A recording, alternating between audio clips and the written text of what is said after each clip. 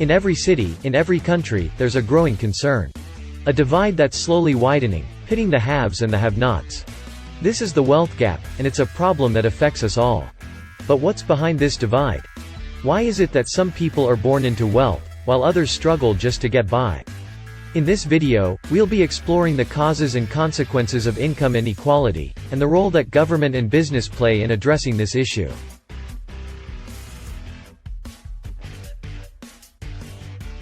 On one side, there's a world of luxury, where wealth and privilege reign supreme.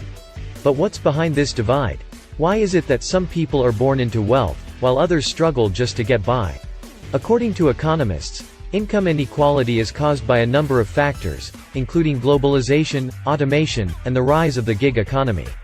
The widening income gap is a direct result of the loss of middle-class jobs and the rise of low-wage jobs. In addition, tax policies that favor the wealthy and large corporations only exacerbate the problem.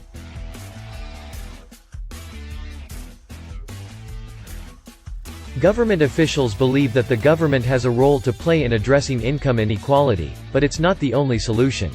They argue that we also need to focus on creating more jobs, increasing access to education and healthcare, and addressing systemic issues like wage stagnation. They believe that increasing the minimum wage, implementing tax reforms that benefit the middle class and working poor, and providing better job training and education programs are just a few of the ways the government can help reduce income inequality.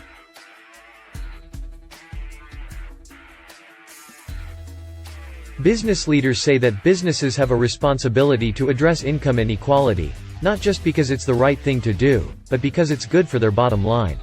They explain that when workers are paid a fair wage, they have more money to spend, and that benefits everyone. Companies can also implement policies that promote diversity and inclusion, provide better job benefits and training programs, and give back to the communities they serve.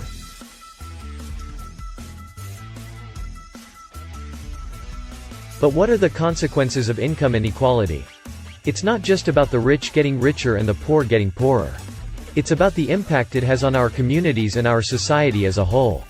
Community leaders say that income inequality leads to a lack of access to basic services like healthcare and education, which perpetuates the cycle of poverty. It also contributes to rising crime rates, homelessness, and other social problems. Social activists argue that it also undermines our democracy because the wealthy have disproportionate power and influence in our political system. This creates a system where the voices of the rich are heard, while the voices of the working poor are often ignored. This can lead to policies that benefit the wealthy at the expense of the working class.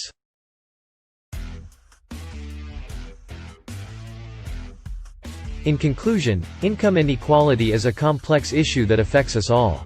While the causes are multifaceted, it's clear that government and business both have a role to play in addressing this problem. But it's also up to all of us, as individuals, to push for change and work towards creating a more equal society.